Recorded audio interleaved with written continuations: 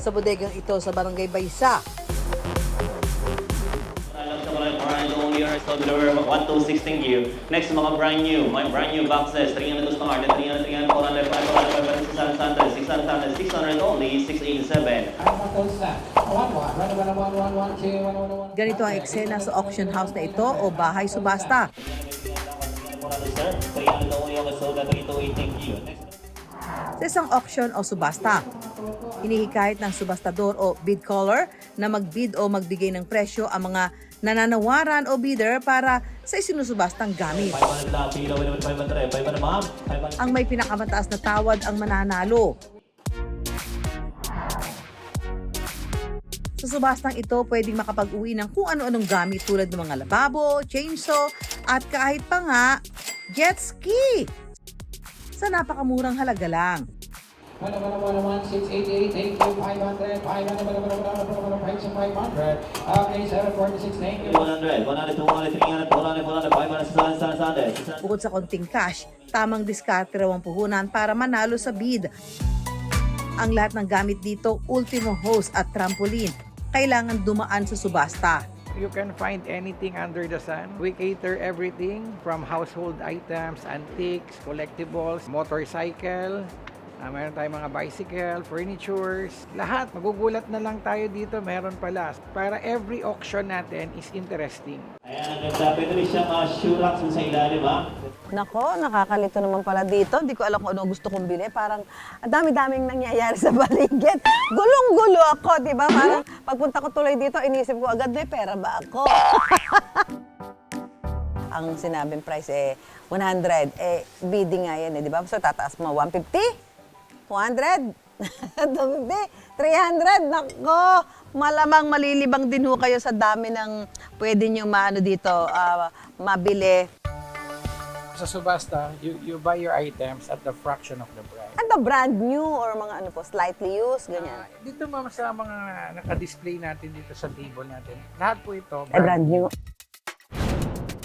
Ang mga gamit dito pwede raw ma-take home for as low as 100 pesos. Alright, 1,000, so the bigger number 328, thank you very much. Alright, next, dito na tayo sa ating... Yun kung hawak mo ang bid. 100, 200, 300, okay, bilang number 4, 500, 600, meron pa ba? Wala na, 600, 700, ha? Itaas po muna yung mga bid card natin so that I can recommend you 387, 677. Eto, sa sample ako ng bidding. 100 lang, 100 to 300. Japanese knife, 500 to start. 6, 7, 800, and then next time. 1 ka na, 1 only. 3, 4, 5, 7. So to the gorgeous lady. Okay, so with the number 1, 2, 3, jump. 4, 4, 4, 4, 6, 4, 8, 5,000, 5. Grabe ang bilis ng mga pangyayari. Ako, 1, 4, 1, 5, 1. pero focus lang, baka lumagpas ang target ko. big items natin. We have a variety of sofa. 4, 4, 3, 4, 4,000. 4, 4, 4, 6, 4, 8, 5,000, 5. Maya-maya pa. Okay, at sold at bidder number 267 for 7,200 only.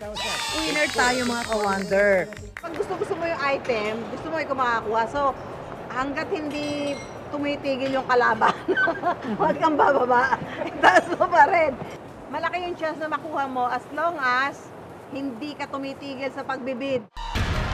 Ang subasta ay nauso noong sinaunang sibilisasyon ng mga Romano at Griego. Ito ay nanggaling sa salitang Latin na subhasta, ibig sabihin under the spear. Yung mga makukuha nila ng mga gamit na mga natalo nila sa labanan, kukunin nila tapos ibebenta nila sa isang designated na lugar. May spear sila, tapos yun yung parang tinatarak nila sa lupa. Parang yun yung nagsisimbol na, oy, dito nagbebenta kami ng mga auction item.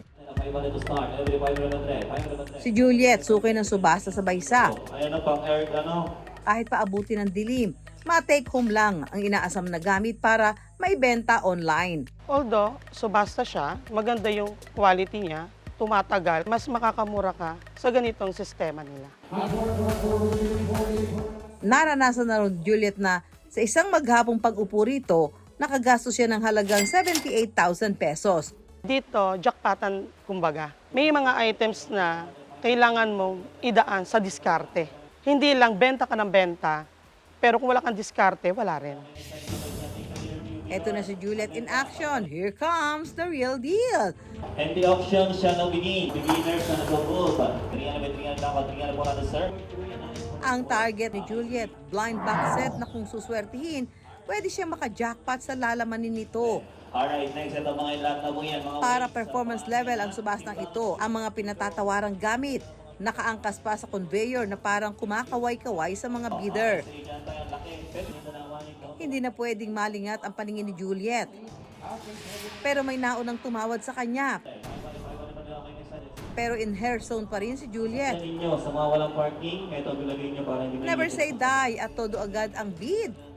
Agad naman tumiklop ang mga katunggali ni Juliet at wala nang humirit ng mas mataas na tawad. As is, where is na po? What's And the winner is only 400 only yung kay Solidor 687. Juliet! Ang blind box na nabili ni Juliet ng 400 piso, pwede raw niyang mapalaki ng hanggang 2,000 piso.